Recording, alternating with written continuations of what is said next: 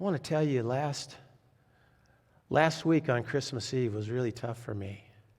The day before Christmas Eve, I was feeling terrible, and the doctor encouraged me to take a COVID test, and it turned out positive, and I think, this can't happen. This cannot happen.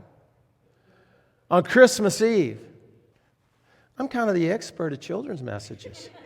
I'm not saying that egotistical, but I've been doing them for like about 500 years.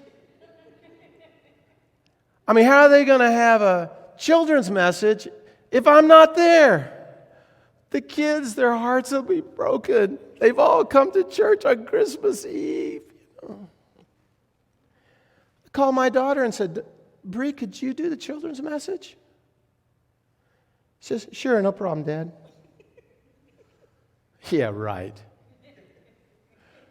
You don't know those kids.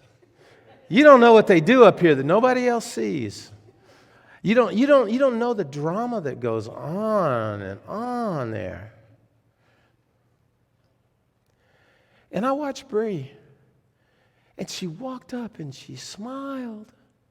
She says, Dad's not feeling too good right now this evening, so I'm going to do a children's message for you. Come on up here, kids.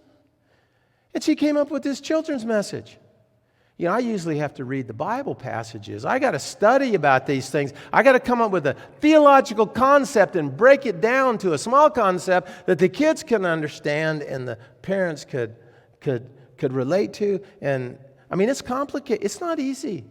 These children's messages, they are hard.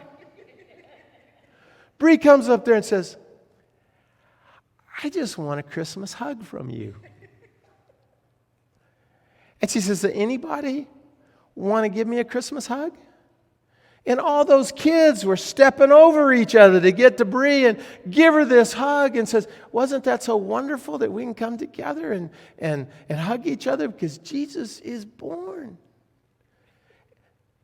And it was the best children's message ever. And I'm sitting there in my recliner watching it. And I want to tell you, it is not the same.